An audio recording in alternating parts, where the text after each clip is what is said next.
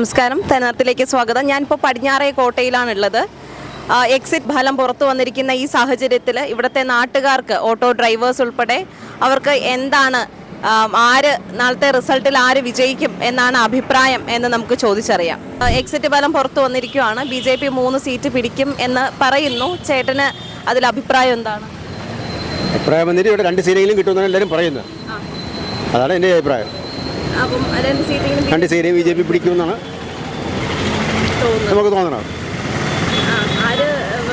BJP തന്നെ അധികാരത്തിൽ വന്നാൽ മതി എന്നാണോ ചേട്ടന് തോന്നുന്നത്?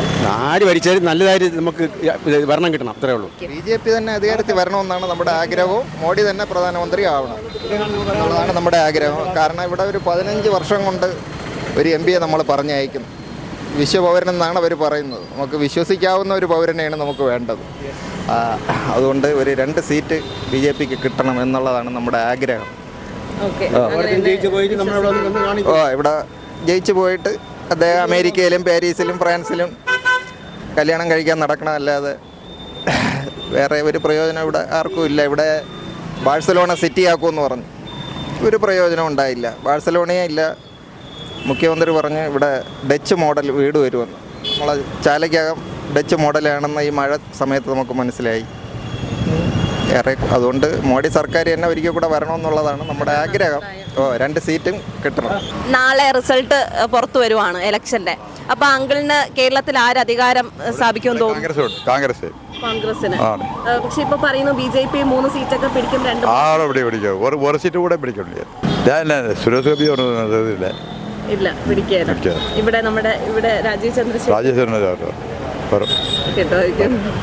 അത് ഇപ്പോഴേ നമ്മുടെ കേരളത്തിൻ്റെ മാനദണ്ഡം അനുസരിച്ച് BJPക്ക് ഇവിടുത്തെ പാറ്റേൺ അനുസരിച്ച് ഇവിടെ കടന്നു വരാൻ പാടാണ്. അത് വിചാരിക്കും പോലെ ഈസി ഒരു വാക്കവറല്ല. പക്ഷേ കേരളത്തിലെ ഇപ്പോഴത്തെ യൂത്ത് ജനറേഷനൊക്കെ വളരെ ബ്രില്യൻ്റാണ്. അവർ എല്ലാം വസ്തുനിഷ്ഠമായ കാര്യങ്ങൾ നിരീക്ഷിച്ച് ചെയ്യും. അത് ഈ ഇലക്ഷന് നമുക്ക് കുറേയൊക്കെ ഇതറിയാം. ഇപ്പം എങ്കിലും വോട്ടിംഗ് പാറ്റേണിൽ കഴിഞ്ഞ വർഷത്തെ കാട്ടി ഒരുപാട് ഡിഫറൻസ് വരും. BJP സീറ്റ് പിടിക്കുമെന്ന് പറയുന്നു, അതിനോട് എന്താ അഭിപ്രായം? BJP സീറ്റ് പിടിക്കണമെന്ന് പറഞ്ഞാൽ ഇപ്പോൾ ഇന്ത്യയിൽ മൊത്തത്തിലുള്ള ഇത് വെച്ച് അഴിമതിയില്ലാത്ത ഒരു ഭരണമാണ് മോഡി കാഴ്ച വെക്കുന്നത്.